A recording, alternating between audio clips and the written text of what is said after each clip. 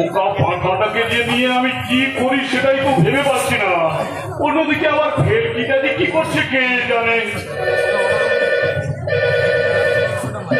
Krishna, hello গুরুদেব, আমি ভেলকি বলছি। ও ভেলকি, ওদিকে আমার খবরটা কি? আরে দূর মশাই, কাজের খবরের কথা বাদ দিন তো। আর কাজে নিকুতি করেছে এদিকে না, আমি বিড়ি তারিখ কিছুই পাইনি বলে পেটটা আমার বুঝবুঝ বুঝবুঝ করে করে বেরিয়ে যাচ্ছে। এদিকে গ্যাস, অ্যাসিড, অম্বল, গলা বুক জ্বালা, এই পেট ব্যথা, মাথা ব্যথা, আবার কত কিছু হয়ে যাচ্ছে। ওসব পেট গরম মাথা গরম ওসব নিজে সামনে রেখো। শোনো, আমি তোমাকে মাত্র 7 দিন সময় দিচ্ছি। আর এই 7 দিনের মধ্যে আমার কাজ না হলে ফ্রড কেসে তোমাকে পুলিশের হাতে ধরিয়ে দেবো।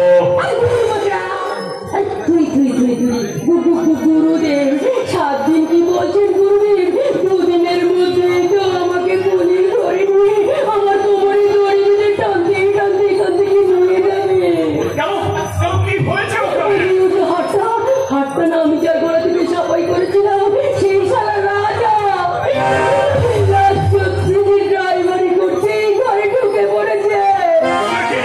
কিন্তু আমি রাজাকে তো পুলিশ অফিসার অর্জুন সরকারের বাড়িতে পাঠিয়েছিলাম। ওই অর্জুন সরকারই তো হচ্ছে সত্যম সরকারের ছেলে।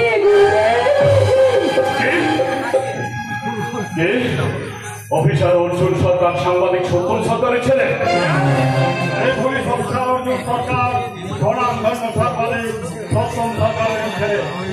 এই এখন তো রাখছি, কেমন পরে আবার কথা হবে, ঠিক আছে?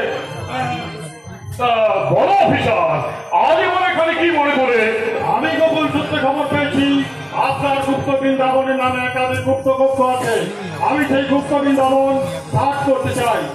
সেই গুপ্ত বৃন্দাবনের গুপ্ত সংবাদ নিশ্চয়ই তোমার বাবা সাংবাদিক সত্যম সরকার তোমাকে দিয়েছেন, তাই না? আমার বাবাকে আপনি চেনেন? বিলক্ষণ চিনি। আরে উনি তো যেখানে যত যা মঠ মন্দির আশ্রম আছে সবার বিরুদ্ধে মিথ্যে কুৎসা রটিয়ে সংবাদপত্রে মিথ্যে করে খবর করে চলেছেন। আর সরকারও না জেনে না বুঝে আমাদের মতো সহজ সরল ধর্ম অন্ত প্রাণ মানুষগুলোকে বিনা দোষে জেলে ঢোকাচ্ছে।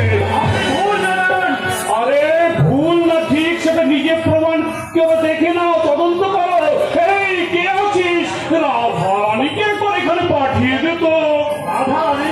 হ্যাঁ, আমার আশ্রমের জনৈকা সেবা দাসী, ওই তোমাকে এখানকার